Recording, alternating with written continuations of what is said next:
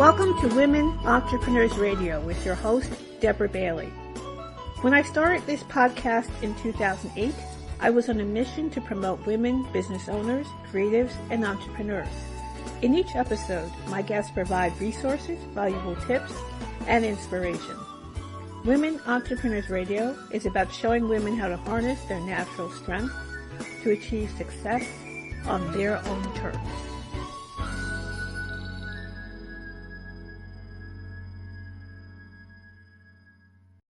Hi, everyone. Welcome to Women Entrepreneurs Radio with your host, Deborah Bailey. I'm so glad that you could join us today. And I want to introduce my guest, Alma Zaragoza-Petty, PhD. And she's a Mexicana social justice advocate and scholar who teaches equity to create change. Born in Los Angeles and raised in Acapulco, Mexico. For most of her childhood, she is the daughter of immigrant parents and a first-generation high school and college graduate. She has a master's degree in counseling and a doctorate in education and has worked in higher education for more than 20 years. She served as an academic advisor, as a professor, and in research and evaluation for a nonprofit organization. So welcome to the show, Alma. So glad to have you here. Thank you so much. So glad to be here. Thank you so much for your lovely introduction. Well, I was trying to, as we talked about before the show, I just, was just wishing my former Spanish skills were much better. Because oh, no, you did great. You did great.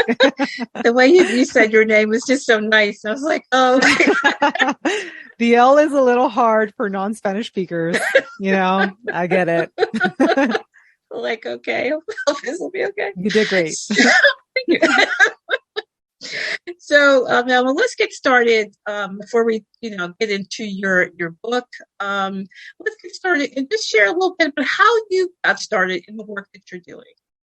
Yeah. So, I don't know how far you want me to go back, but, there's a lot of things that happened for sure in my years as a young girl, young adult that really, impacted the way that I saw the world. And some of those things I talk about in my book, as, you mentioned, we might dive into that a little later. But, some of that, that really shaped me was having this view of the world when I was in between places. So both growing up in Mexico, but being from the US or being born here, and also traveling a lot back and forth kind of gave me this world perspective that I think a lot of like third world kids have, which is, those that are born in another place, but are, whose parents come from a different country and move around a lot.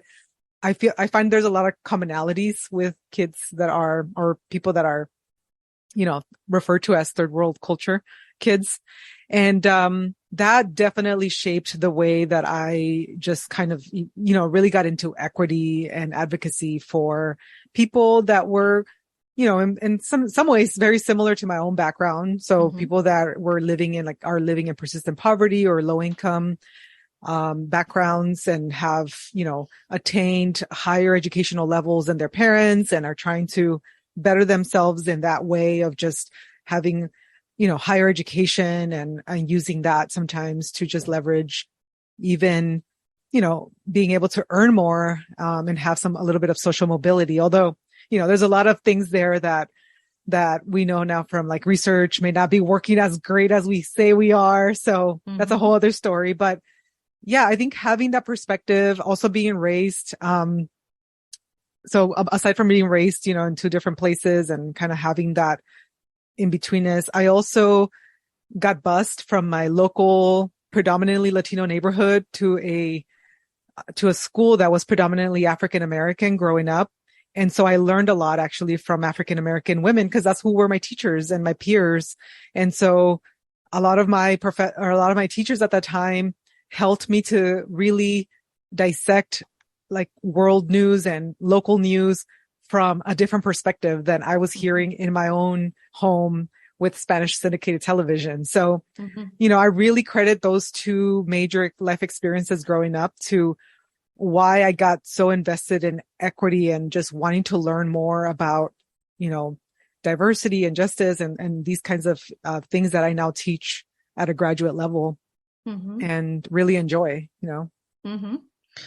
And that's the thing. I think that so many people, I guess certain people fear is people, particularly young people, Mm-hmm. coming in contact with other groups and cultures and ethnicities. You can see I'm just like, my Mm-hmm. tongue doesn't always cooperate with me.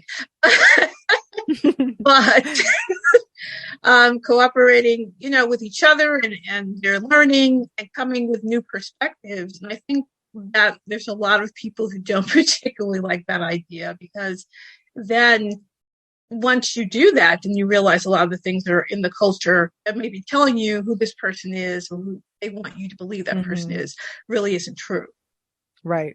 Yeah. And one of the things that I very early on was taught mainly by my teachers and not necessarily even like in my home environment was how do you become critical of some of those stories, right? Mm-hmm. And not just take them for granted or not take someone's perspective really, because that's what you're doing when you're reading a news article. Especially more, I think nowadays you have to really Mm-hmm. be careful what they're citing, what sources they're being informed by, because Mm-hmm. there's just a lot of misinformation sometimes happening too. And so I feel very lucky that I did have that, like being taught even just how to look at different media and be like a critical consumer of that media. Mm. You know? Yeah, that's key because, there's a lot out there that is presented in a way to kind of incite a reaction. Mm-hmm. And, now with the online world, particularly, the idea of clickbait and things being framed in a Absolutely. way to get you to react to it. Yes. And then you don't even know what's really in that article until you actually read it. Right.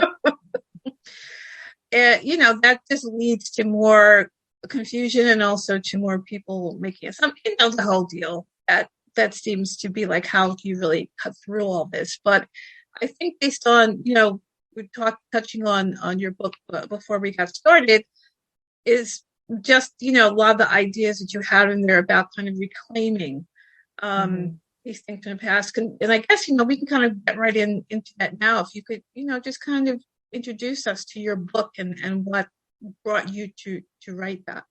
Yeah. So my book is entitled Chingona, Owning Your Inner Badass for Healing and Justice. And for those of you that don't know what Chingona means, it means badass. But there's also a lot of complications around the term in Spanish and the way that it's been historically used, and also the way that it has been, sort of imagined by younger generations of Latinas in the United States, particularly. And so, historically that term really was to define the mestizo children of Spaniards with the indigenous women of the Americas that were raped by the conquistadors. And so their children were called chingones and, chingon, chingona, depending on their gender.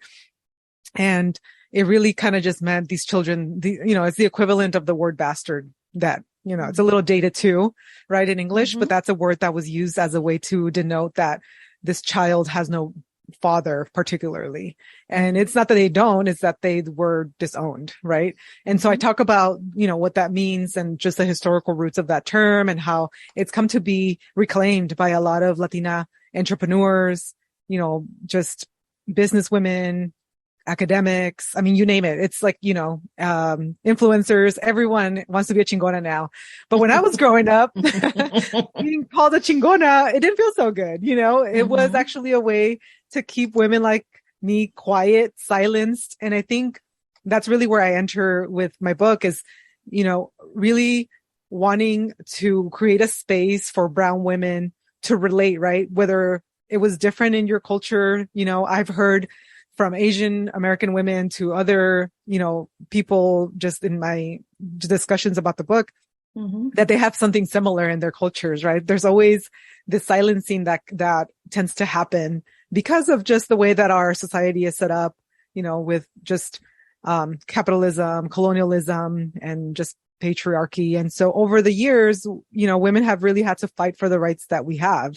And I think that, some countries more than others, but I think that we there's a lot that we can relate to in terms of just being silenced and having, certain terms or phrases in our different cultures that are used to keep us sort of quiet and not maybe express the totality of who we are or very early on.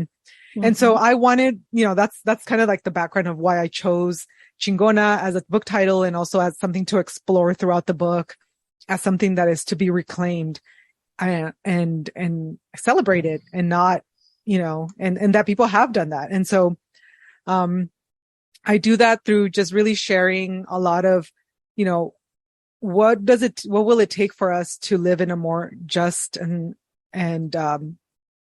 love-filled world is starting with ourselves. How are we just within ourselves and love ourselves better so that we can reflect what's inside our spirits out into the world.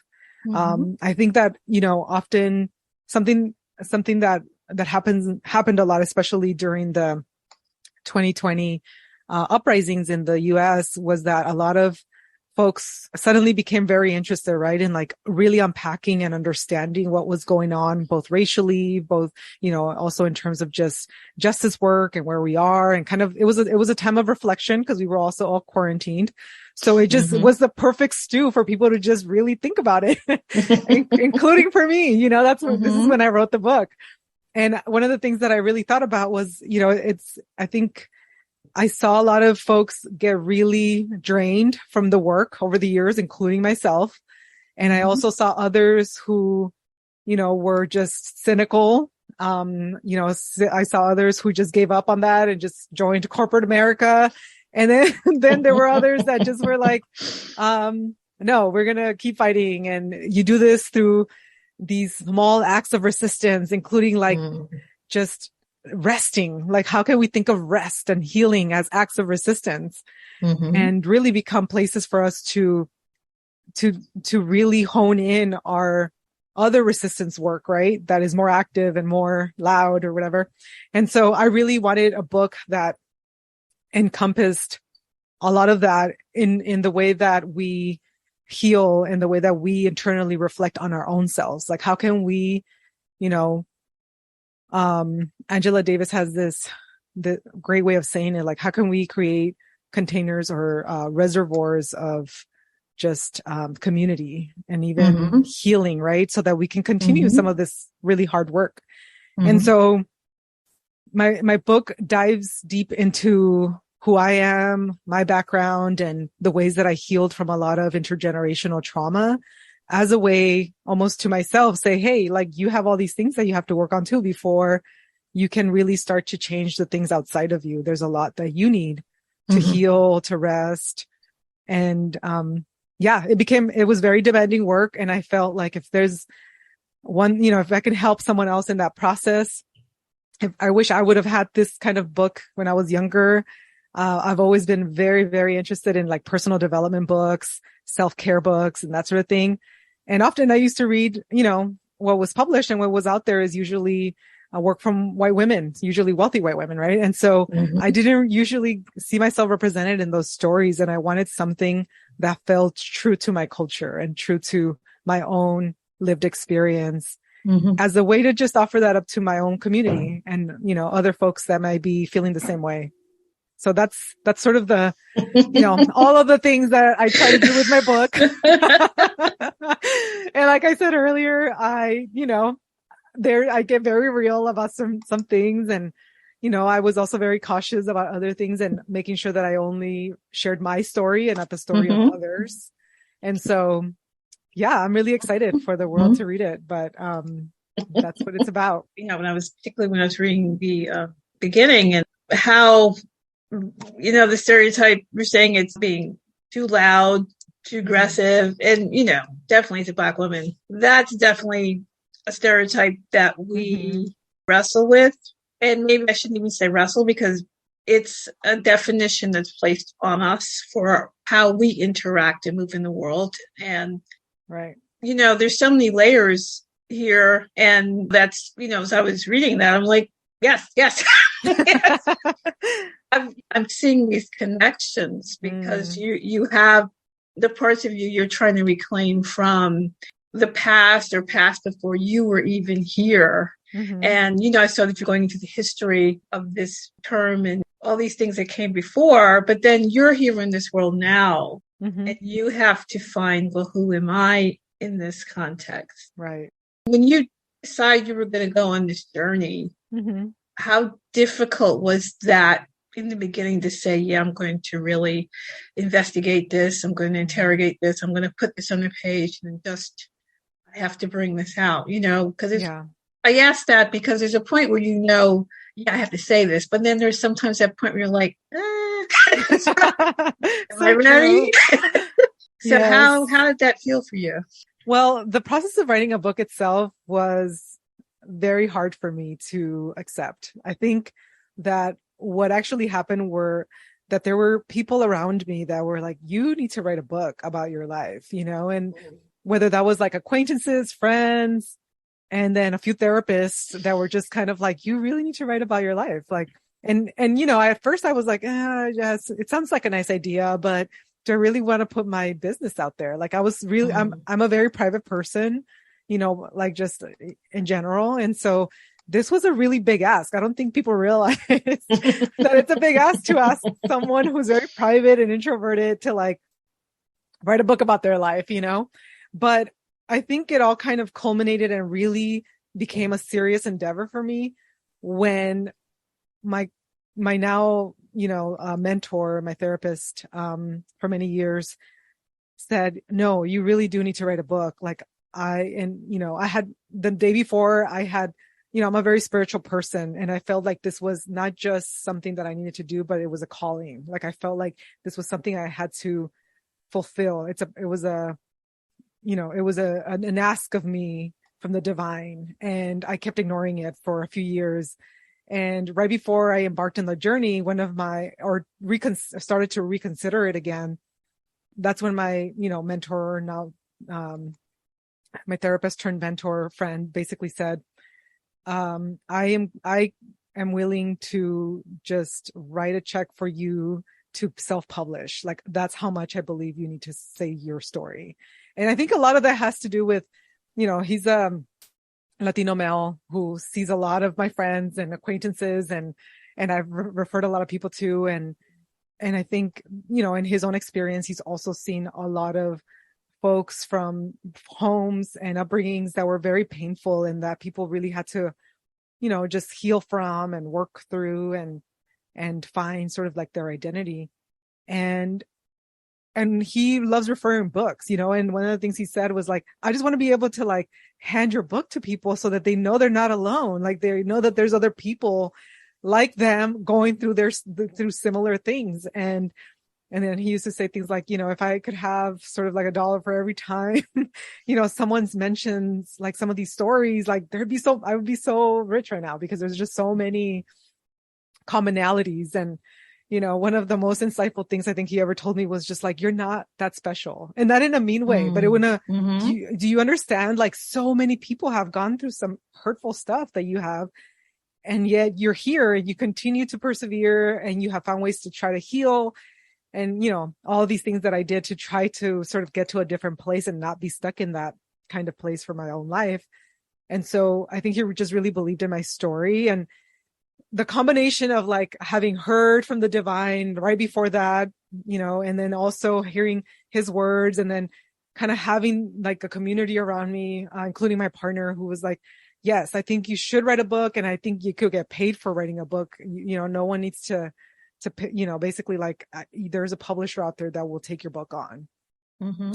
So it was really like people's belief in me, people's belief in my story, their encouragement. I think that definitely supported my decision to go ahead and write a book, despite all of the inner angst that I would feel as a more quiet kind of person or more sort of private person, when it came to my own kind of life. So, after that, I just got really, to me, it feels like it was very much this spiritual process that just kept putting the right people in front of me at the right time. And it just made it so easy. I had such a great and amazing publisher, an amazing relationship with my own publisher that I worked directly with the book. It was, it was a great experience. I really enjoyed it. And And I know now that that's not always the case. You know, there's Mm-hmm. a lot of stuff that Mm-hmm. happens even in that process of relationship. And so to me, that just signals that, yeah, this is something bigger than me. This was something that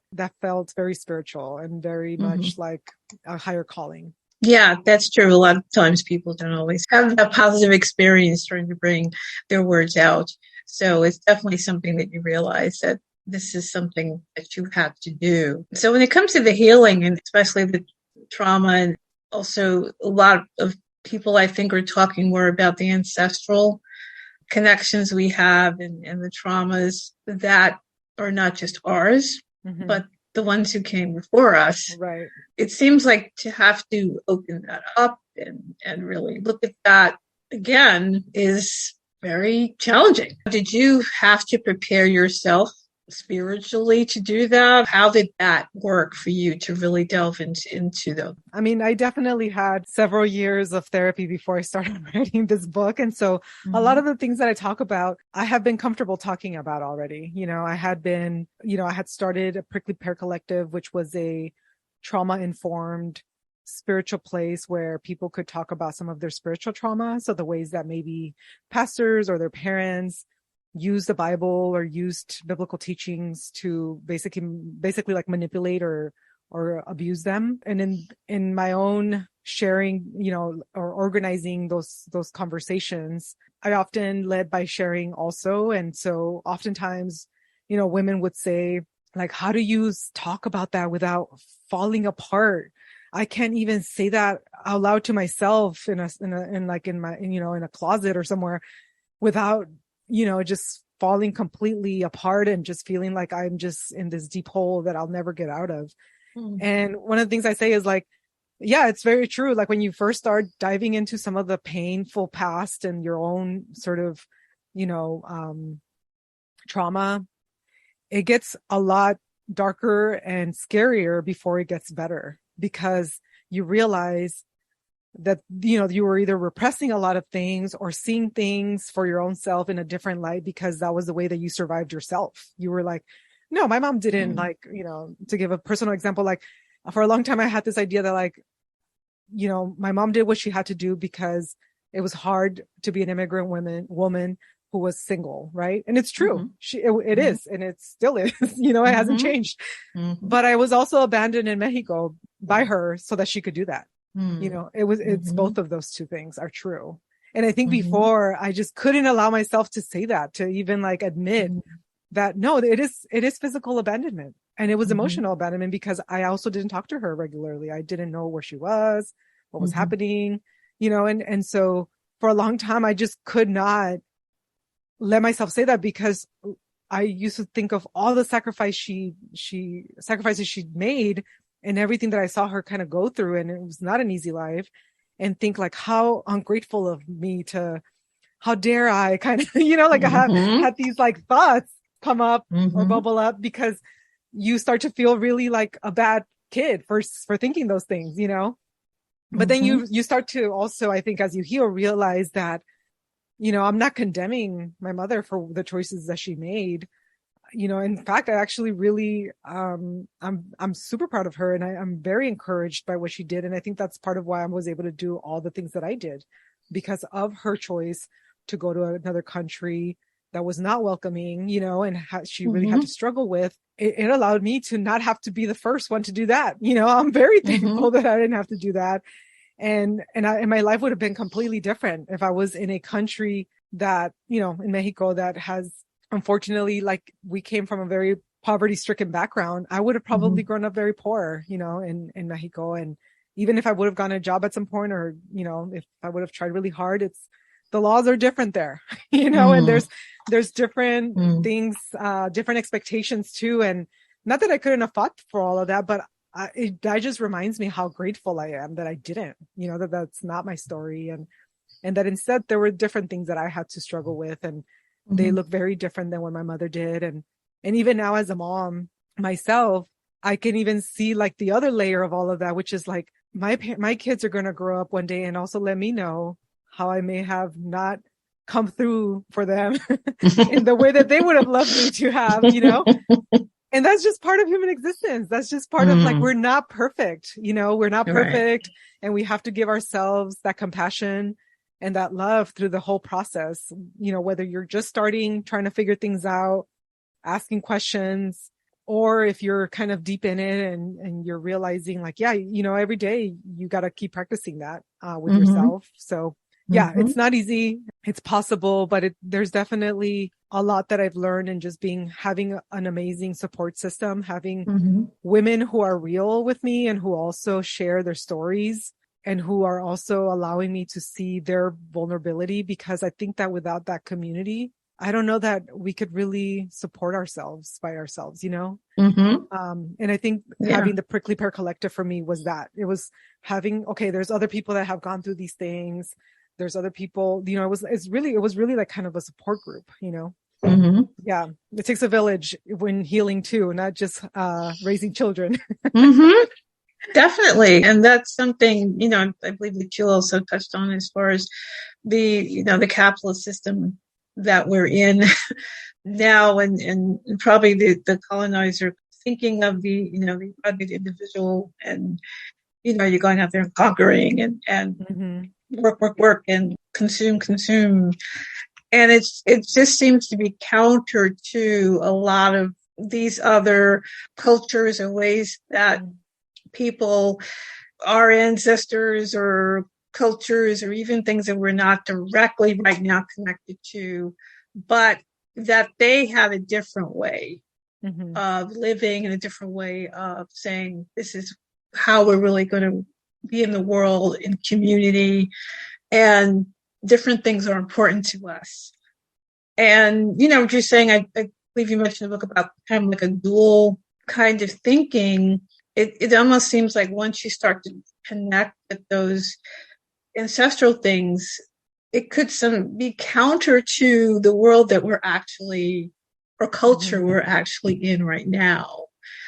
So is there a balancing act that you feel that once you make those connections to those past and even to the present family groups, but then you still have to maneuver in this culture that seems to have totally different viewpoints about success and what you're supposed to do? Do you feel it's a balancing for you, or at this point, have you kind of made your peace with how you're moving in these worlds?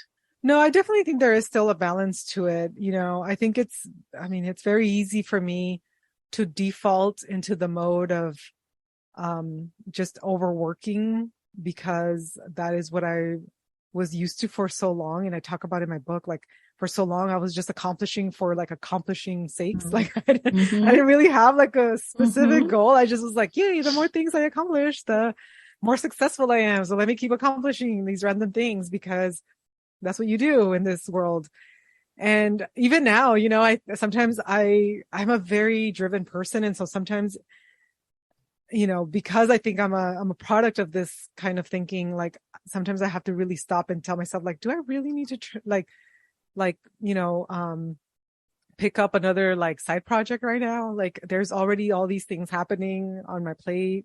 I have way more time now to also give myself space to just be and to feel like I'm worthy just for existing, and not because there's things that I have to do or accomplish or that I contribute to. And I think those moments are like, I definitely have grown in that sense where I have peace about just, being able to say no, having those boundaries, which in the past I would definitely did not even know what that was, like what's a boundary, and now, both in relationships, because of what those relationships might take from me or feel like, and also in just different work, different things that I like to do for work. I know that now I have a much better balance with all of that, but it's still a struggle. I think a lot of times we still got to pay our bills, like we still got to survive with money in this world. Right. we're not in a co-op so, where we could just barter things. Right. That does sound lovely sometimes. Like, I gotta buy things. I gotta buy food. I'm not a farmer, so I don't produce my own like food. And yeah, so I am dependent, but it doesn't mean that I am. One of the things that I talk about in the book is how do you just, not confuse your purpose for the grind, right? Those are two different things. Like the grind is capitalism and what needs to happen for you to pay your bills and all the things. But what is your purpose? What do you feel like you contribute to just your family, like maybe your local community, for yourself? Like, what is it what makes you basically you? What is that? What is the essence of you? And in some ways, I think the book does ask that really deep question of like, who am I? And I kind of walk through all of the historical stuff. But then there's also like a psychic level, like, who am I? What are we? Why are we here in this time and space? And what is our purpose? And I think when we're able to connect to something larger than ourselves, our communities, our world, it just makes being here way more fun. Like it does. And I don't know if I'm just biased because that's just my work, but if I just can't imagine us like randomly all being here at the same time. And I think a lot of that maybe speaks to my own spiritual kind of leanings as well, but that makes sense. Yeah. No, that makes a lot of sense, I think. And I think it's very interesting also talking about healing and justice and all of that and pulling that all together. It may seem that when people may be talking activism or however they define that, it's always the idea of being, active. And I'm going to go do this. I'm going to go do that. But then it's what about the person within? At some point, you need to take care of that. Yeah. So what are your thoughts, and particularly for women who may feel like, I've got to do these things out in the world and work on equity and fairness and all these things that people want to get involved in, but yet they've got to take time to heal themselves and help themselves. What would you say to the person who's at that crossroads when they may even feel guilty taking care of them? Yeah. Yeah. I think a lot of folks that do care about social issues and about things that are bigger than us, right? Like they tend to just work a lot harder because they just want to see things different. And they think that working harder and more is going to create that change. But one of the things that I love to point out, and I do so, a little bit in my book, just in terms of where I draw sort of strength from. Even, I talk about Malintzin, which was the Nahua woman, who's considered the mother of the mestizos, like the children of Spanish and indigenous peoples, and how for a long time, she was to be called La Malinche, which is what, the Spanish term for her name, was a diss. Like, someone in Mexico will call someone else a Malinche when they're traitors because of this Nahua woman who was, mind you, given as an object gift to Cortez by by Aztec leaders, and because she was a prized commodity, she knew both languages, the Nahuatl and the peninsula, the other Mayan, Yucateca. And so she was an asset because she knew how to communicate with the people that they wanted to conquer. And so a lot of people, only know of Malinche, the woman that kind of betrayed us all, if you will. But then rarely do we talk about Malintzin, the Nahua woman who was, first of all, treated as an object, and then secondly, did what she had to do for survival. Like, let's not play ourselves here. Like, what were her options? Yeah. Death, so, right. So I feel like being able to, whether your cultural heritage is like my own or a different one, if you even study the people that have, fought really hard for change and have come generation after generation, you will learn that it is not a one and done thing. Like, this is going to be a lifelong, maybe even society long process for all of us to continue to change and treat ourselves with love and respect and all the ways that, sometimes we idealize and want to strive for.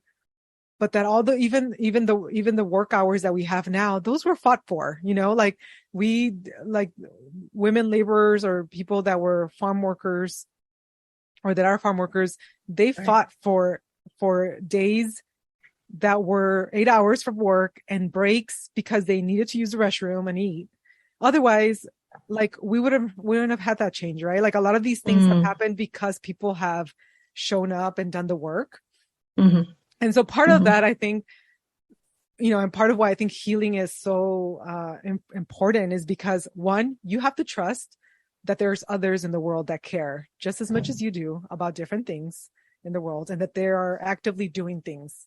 So that, I think, allows you to be like, okay, I can take a seat back and just rest, Of course, there's people that are like at the right place at the right time, right? Like Rosa Parks, she probably couldn't rest that much during that specific time because she was the NAACP was like, no, like you're going to be our poster woman for this. You got to be out there, blah, blah, blah. Okay, that's different. But if you're not that right now, that means you can rest. That means you have that rest option. Okay. And if you are in need of rest, rest is what's going to help you to keep seeing this wider vision of like, this is a life's work, and you might just create a little dent or maybe even a small little scratch, but that's it. Most of us, that's what we're going to do. And that's okay. Like, we're not all like, Martin Luther King. We're not all, the Dolores Huerta or Cesar Chavez that are fighting for specific things. And that's okay. Like, we don't need to all be that. But I think that sometimes, especially with social media now, it gets really easy to want to be like that one spokesperson or that one, like famous activist person that's doing the specific thing and want to get that notoriety in your own lifetime. But that's just, again, confusing the grind with your purpose. So you have to be able to just say, hey, that's not me. And that's okay. Like, and if it does become you, and if you get invited to certain things because of your experience and you start becoming the spokesperson for it, then amazing, that's great. But all of that is also very politically finessed. Like when I learned, for instance, about Rosa Parks and like the fact that she was also a very quiet lady and could care less about being in front of people, or, I think about that. I think about all the women that just fed the whole revolution during certain historical moments across countries that literally were like made food for people so that they could be alive to do the things that they were doing. Like, I think that it's okay to allow ourselves to think of that as activism as well, and it's a different type of activism. It's a different type of role, but it's just as important. I mean, I know I can't do anything if I don't eat. Like, I get hangry. I get hangry within hours, So I don't know. I like folks to like revisit like the history and the longevity of the work and the lifetimes that it takes for small things to change, for you to see like, hey, this is a long fought thing, and it's okay to take breaks. In fact, you're going to need them. You need the breaks. That's true, because if we look at a lot of those people who are still with us and ones that aren't, and we may hear the highlights of what they've done, and like I said, they're up there and you're like, wow, that's, you want to be that person, or you're just excited, but you don't realize those are also real people, and they get tired too, and they want their family and friends time too, and they go through the whole gamut as well. So, but yeah, we don't always see that because of how it appears to us or how it's taught to us. Yeah. It's totally different than, how that human person may be going through it. And, maybe they don't always want to be that person who has to always be standing there, above it all. Yeah. So we definitely have the right to rest. Yes. And have boundaries. We need to rest. I think I hear that a lot more and more, and I think that's really what we need to start, particularly women need to start thinking about, and stop thinking they have to always be grinding all the time. And then we also have to be good about not doing busy rest, because busy rest women are really good at. Like, let me go load the dishwasher while I rest. That's not resting. that's working. Let me Yep. change, the laundry while I rest. It's so hard. It's so hard for women to just sit and like just I know, not do right? anything. It's hard for me. I know it's hard for me. It's really hard for me. So sometimes I have to numb myself with whatever recent show I'm into so that I could just be like, sit here, don't move, and even then I'm doing something. I'm watching something. It's true though, because you think, well, something that could be working while I'm over here. So I'll start that going, but I'll go through this. And when you look up and the day's over, the night's over, and you're like, wow, I didn't, right. I'm tired from all this resting. Right. That's the thing. Maybe one day we'll be able to redefine rest and really do it for a change. Yeah. And it also makes people uncomfortable around you. I've noticed, like I also have a workaholic husband. And sometimes when I'm just resting, it's like, like he'll remember like things I haven't done. I'm like, wow, you can't see me rest for 2 seconds. And you remember the things I haven't done. All right. Like, wait a minute, how's she resting now? Yeah. So we have to teach others around us too, because otherwise we're just going to keep feeling guilty about it. That's so true though, because you always feel like there's always something you need to be doing. So that's kind of hard to get away from, especially if you saw your parents always in motion and other, relatives or family, or there's always that drive to get things done, even on the weekends. And there's always a reason why you can't rest, like I know for me, it's because whenever I did rest growing up, my parents would find the chore that I hadn't done yet. Right. All of a sudden they would like be like, right? Wait, there's no rest in here. And I never saw them rest. It just wasn't something, because they worked so hard to try to survive. Right. In many ways, but for some of us, that's the case. Maybe some of your listeners might have to have 2 jobs and make ends meet, and it gets really hard. But, I think even then, if there's, you can still teach people around you that rest is important, and learn what that rest is important by taking advantage of the little time you do have. Yes. Yeah. Because burning yourself out, then you can't do anything at all. So, that is also more important, that you think about your body and mind and spirit and really nourish that. So, Alma, could you please share with everyone where they can find out more about you? Yeah. So I am on Instagram mostly, and across all platforms, you can find me by searching the Doc ZP, THEDOCZP.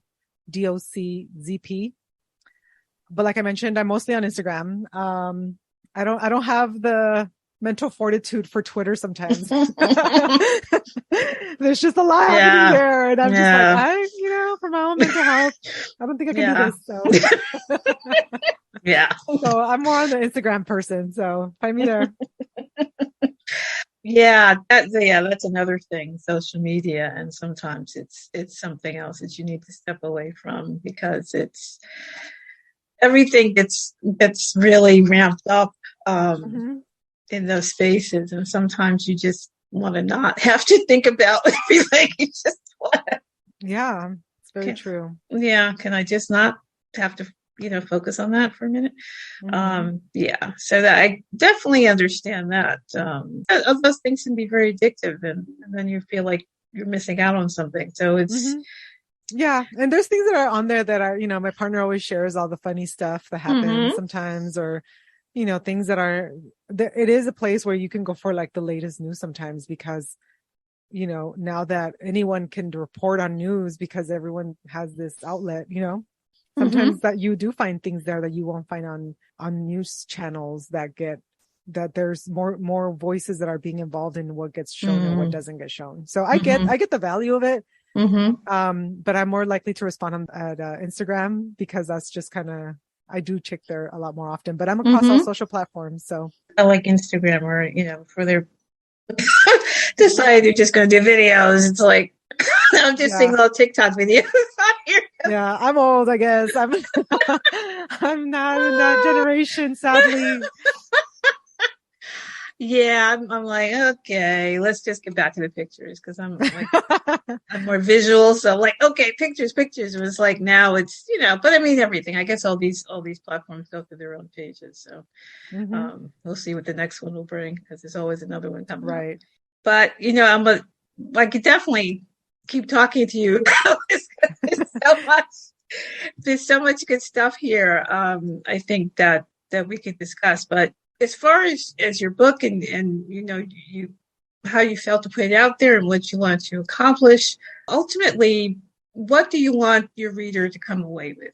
Yeah, I think this book was really written for folks who want to dive deeper into their own healing process as a way to support their justice work. So the work that they're already doing. So what are some that, each chapter really kind of gives you different ways of doing that, and in the way that I tell my story through like dreams, visions, and memories, I kind of invite readers to do the same. And there's lots of ways to learn. And in this book, I wanted to give folks something, a different way of learning about yourselves, because also sometimes therapy can be very expensive for some and prohibitive for some.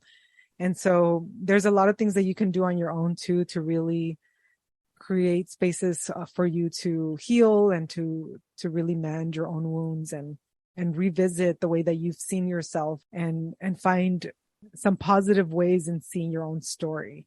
Mm-hmm. So yeah, I really want folks to walk away with that in mind, that our wounds are just that. They're just part of what we went through, and they're not the totality of who we are. And so they don't get to define who we are. We do.